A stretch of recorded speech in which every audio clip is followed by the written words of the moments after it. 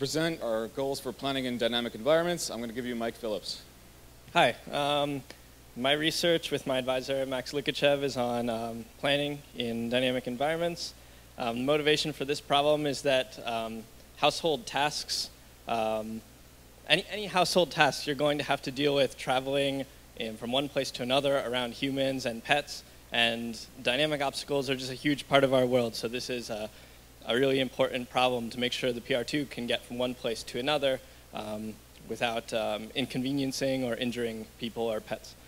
And the problem is basically given a map, the pose and the goal, and some predicted trajectories of dynamic obstacles, we'd like to generate a time parameterized path that gets us from the start to the goal safely. The most common approach for this kind of problem is to treat the dynamic obstacles as static. This is currently what's done with move base and things, and it's done in most applications. The problem with this kind of approach is that you're not necessarily guaranteed to find a path to the goal. If your dynamic obstacle is in a tight hallway or blocking the front of a hallway, there may not be a solution from the robot to where it wants to go. But if you add a time dimension to this problem, you realize that the obstacle is moving and there actually is a path that gets you from the start to the goal shown on the right. But adding this extra dimension makes the search space very large and makes it difficult to compute this path. What we'd like to do is take advantage of the fact that dynamic obstacles generally take up a small amount of the space in the environment and come up with algorithms that can get fast planning times while still getting optimal paths. This is some previous work with Alex Kushliev and my advisor Max, and this is a approach. He uses a time-bounded lattice, which just puts a finite horizon on the search space, so you plan in time for up until a certain point, and then after that, you plan without time in order to get fast, quick, generate paths quickly, basically. And you can see the robot is trying to get to the other side and is eventually allowed to get through.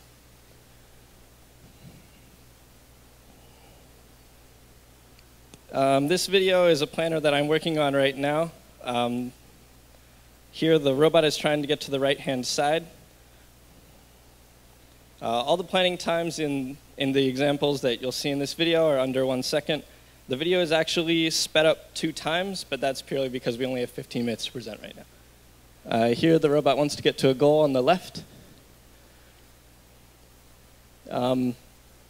My goal is to implement this planner on the PR2 now that I have it working in stage in the Rust simulator. And here, this robot wants to get to a goal on the right, and it figures out that it has to go into this notch at the bottom in order to let the obstacle go past. Another project that I'm going to be talking about that's happening at Penn is with John Boshi and Max Likachev. This is about tracking people. Essentially, the idea behind this project is that there's a lot of people. The robots need to be able to detect people in order to see where they are and what they're doing. And one of the approach that they're taking is that by using planning, we can predict where people are likely going to be in the future. And therefore, even if there are occlusions, we're able to robustly continue to track those people when they become visible again. And I'll mostly just show the video. I think it does a better job than my explanation. So, here in this video, you can see there's these boxes drawn around people. The one box shows the people we're trying to track, and you'll see that even with occlusions, the tracker still manages to work because certain goals are predicted for where the person may be going in the future, and then a planner is run in order to generate possible paths that the human might take, which makes it more robust to occlusion.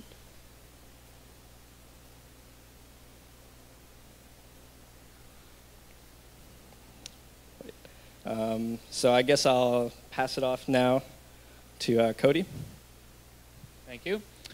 So with respect to grasping, in terms of computer vision, there are pretty much three problem areas that we have to solve with computer vision.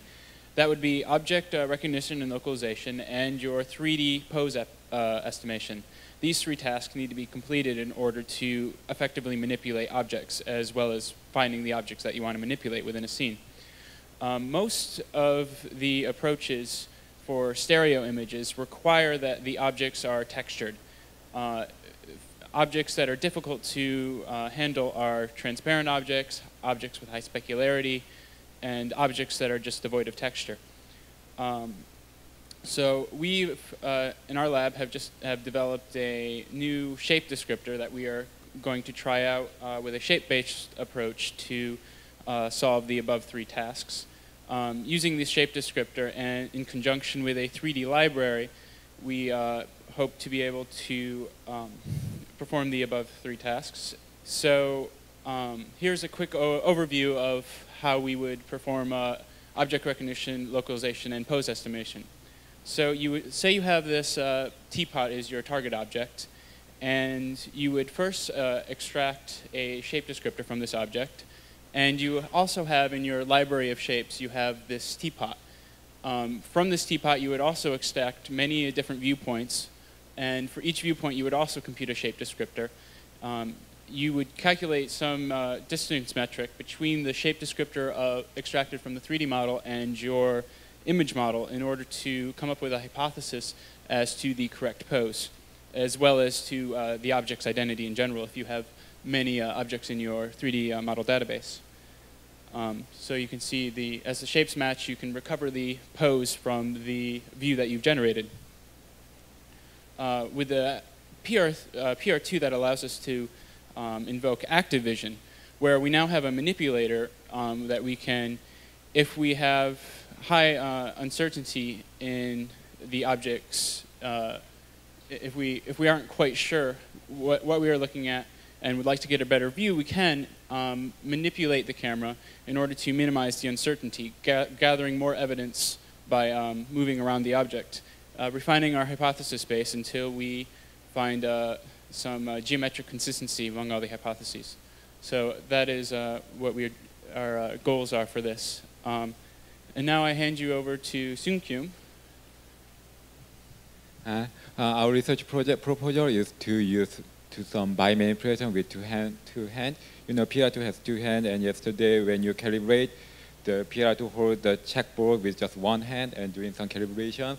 But maybe next year we can do that with that big checkboard with it holding with its two hands. So our goal is to just performing this by manipulation with two hands. Some cases like that where you can hold some object with only one hand. So it is a challenging problem because we have to maintain the contact between the object and the end effector, and also we have to consider the first closure of the object that it does not drop or just moves. But we have to allow there's some rollings and sliding between the contact point of the end effector and the end effector and the object if it is required or it does not matter. And as you know, when we hold up some object with our two hands, we just form a cross chain and it will be a redundant system. So we have some previous results on planar case. Here is a video by my another PhD student. Our goal is that L-shaped object to manipulate that L-shaped object to follow a certain arc. So we just assume we can estimate the friction required to manipulate that object to follow arc, and these two mobile robots just changing their configuration to that it can compensate the estimated friction. So when it goes a little bit far away from the arc, it's just reconfigured, and then if you can go to the follow that arc, it just keep going.